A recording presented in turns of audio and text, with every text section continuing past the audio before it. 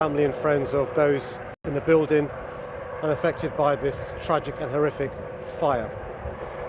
Also pay tribute to the amazing emergency services from the fire service. We have more than 250 firefighters, many of whom have been here from the beginning. The streets of North Kensington are littered with ashes, the charred homework of a school child blown from Grenfell Tower. But the neighbourhood is also scarred by grief that will not pass for a long, long time. Mark Easton, BBC News, North Kensington.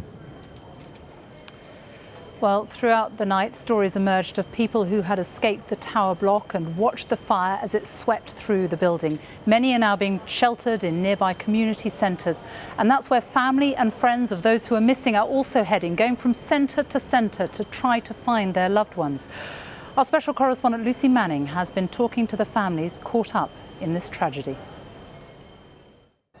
The air was punctuated with the sound of crying. Some have lost their home, others much, much more.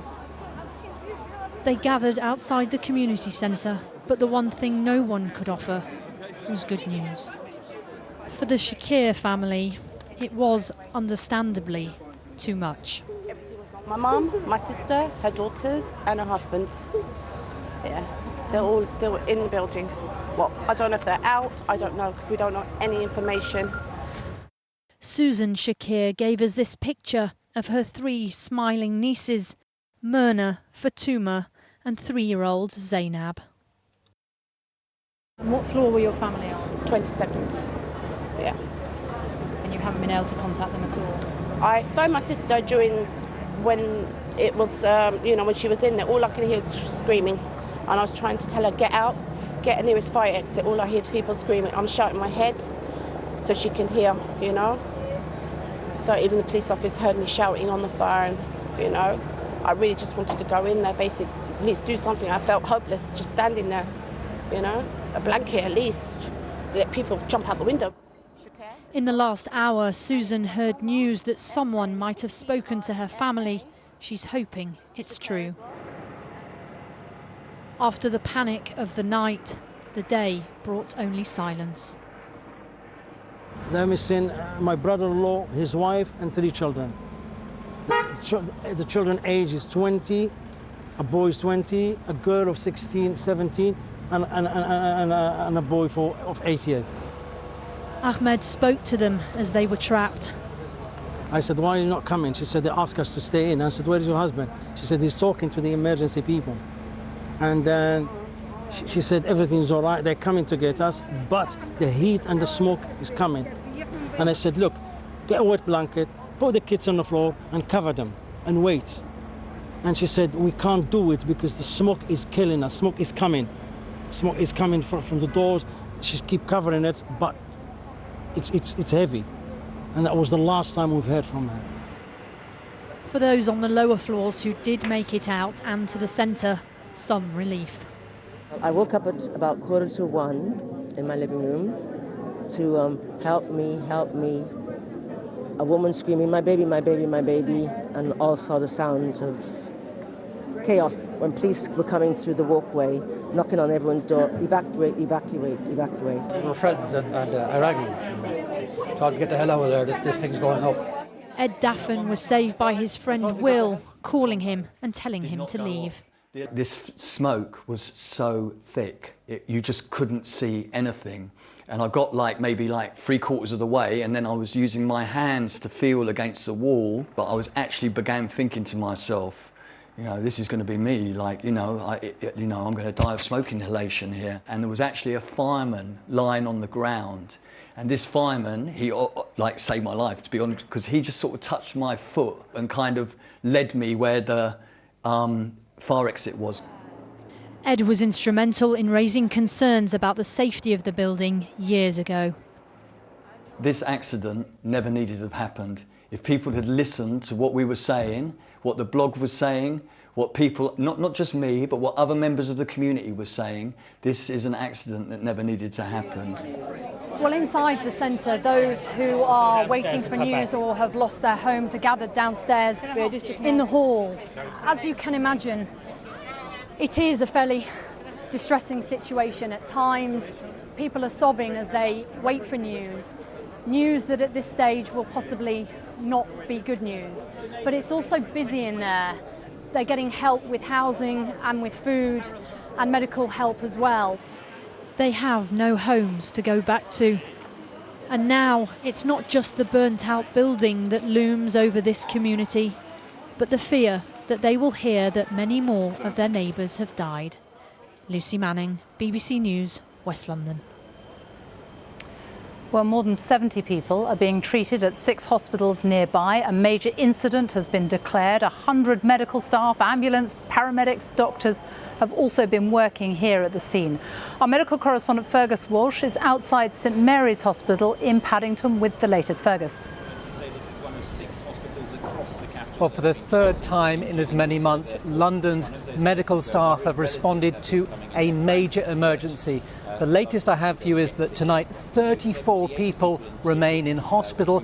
18 of those are in a critical condition, most suffering from the effects of smoke inhalation.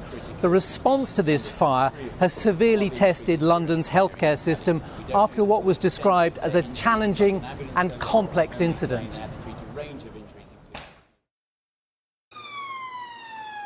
Paramedics, trauma teams and London's air ambulance were all involved in a highly coordinated response. The key was to stabilise patients and get them to one of 6 hospitals where specialist teams were on standby. At St Mary's, we're caring for 16 patients, 3 of whom are in a critical condition. At Charing Cross Hospital, we have 4 patients, none of whom are critical. We are continuing to care for patients who are primarily suffering from the effects of smoke inhalation.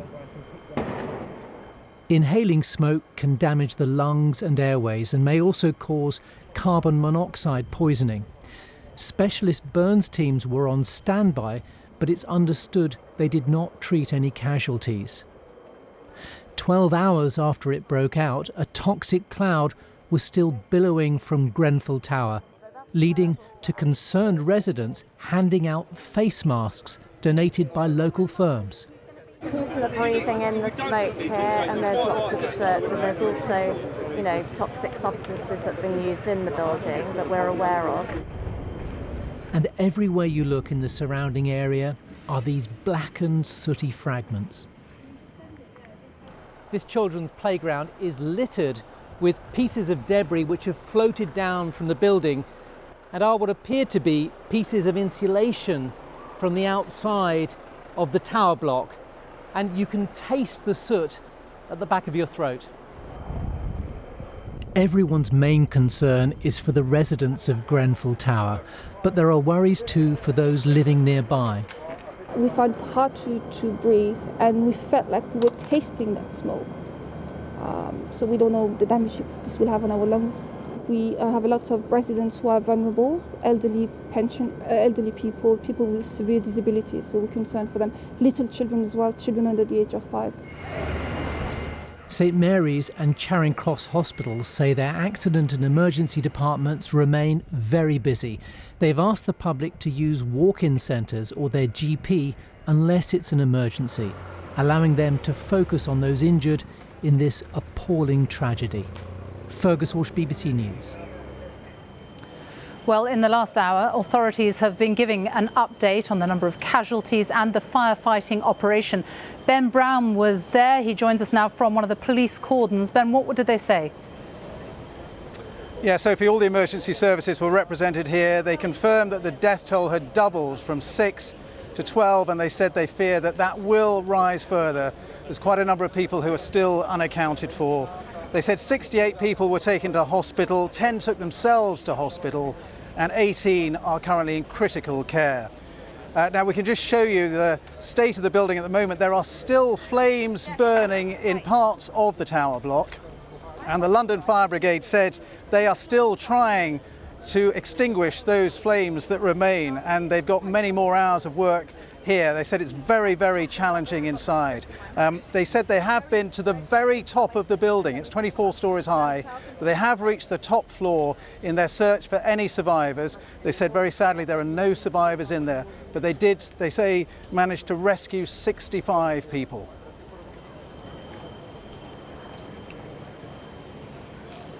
Ben Brown, thank you. Well, within just a few hours of the fire breaking out, people were arriving at the shelters that have been set up here in churches, sports and community centres.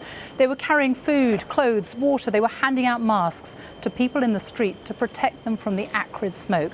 Well, Elaine Dunkley has spent the day looking at the response of the local community here, and she joins us now. Elaine. Well, Sophie, people are still arriving here with bags and boxes full of food and clothing. This area of London is incredibly diverse. It's wealthy, but there are also people here who don't have very much. And there are many faiths living and working alongside each other. And as well as offering each other possessions, they've been offering emotional support. People here have been hugging each other, holding each other's hands. Residents in this community have told me they've been overwhelmed by the generosity. This church hall a refuge for those who have nothing and for those who want to give.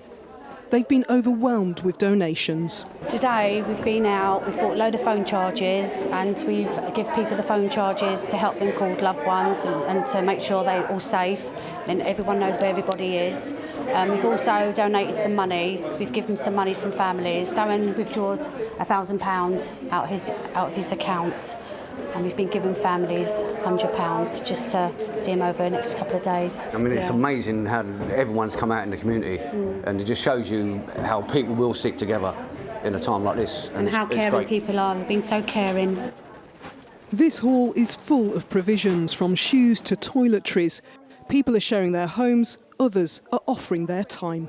I see that London is still together, and regardless of your background, I'm from Brazil, and where you come from, everybody got together. It is an amazing feeling I have. In 15 minutes, this hall, as you see, it is absolutely full of clothes, baby stuff, food, water. It is amazing.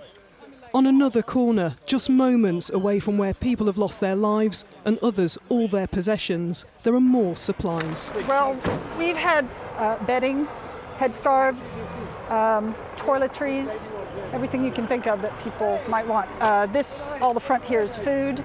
I have kids at the local primary and secondary. Texts are coming in, new centers that are open, where else people can take donations. I happen to be nearby, so. I've got a 7-year-old daughter, and I was taking her to school this morning, and on that road where we walked to school, there's a very, very clear view of the tower and what was going on. Fire was sort of really going at that point, early in the morning, and she understands what's going on, and so after school we came by here and she wanted to help load donations from this box into the van that's taking them on to the shelters where people are being looked after. This is an area where there is wealth and those who have very little. People from all backgrounds trying to do their best. This community is very strong. Obviously, it's not about who's rich and who's poor, as you can see. You'll see people with suits and people with tracksuits, just helping around and doing what they can do the best. There's also people here, whether it's from different castes and different colours. A lot of youth is involved as well, from what I can see. You can see a lot of students just running around, picking up stuff. Me being from the Sikh community, trying our best, making sure there's water everywhere, aid.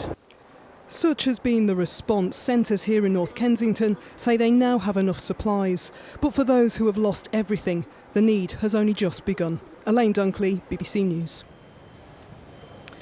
Well, I am joined here by somebody who has indeed lost absolutely everything. Oscar Millen has lived in this tower block for 35 years. You have had a very lucky escape. You were pretty low down, weren't you? Yes.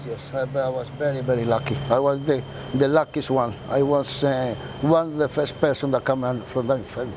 How difficult was it for you to get out? How thick was the smoke when you woke up? Well, at that moment, because it was only about 6 minutes, the fire just started from my flat below, and I actually myself and my friend tried to put the fire out with the extinguisher, but the extinguisher didn't work at that time. And then obviously I say to my friend, and they would try to throw some water because coming from my window, the window was quite open a little bit, and there was I had the fire was like with the wind like that, and then I tried to put it out in myself, but we couldn't because I tell my friend, listen, it's better go because there is no chance we go. And the flames took hold so fast, didn't they? Yes, definitely. This was so fast, and then I went for the second time. I went to my computer room, grabbed my passport. I was lucky to get my telephone as well. That was the only two things I can say from the inferno. And outside, when you got outside, complete panic. And then I went outside. I went through the stairs. It was still clear, and the firemen, luckily, those heroes, they were inside the building already. And you were with your friend, your daughter thankfully was out, but you were with your friend, and his daughter, his young 12-year-old daughter, still missing. Yeah. Because, you know, they're living up in the 17th floor, I think they're living there. And then he was lucky, he was at that moment in my house, you know, and I don't know. But his mother was with her, and then I don't know, her mama come out, but they say the child is somewhere, but they cannot find her anymore. And then we went out, and then I saw some firemen already in the building. They took about 6 minutes. They're fantastic, you know, they were fantastic, very fast to coming down. But the thing I find difficult for them is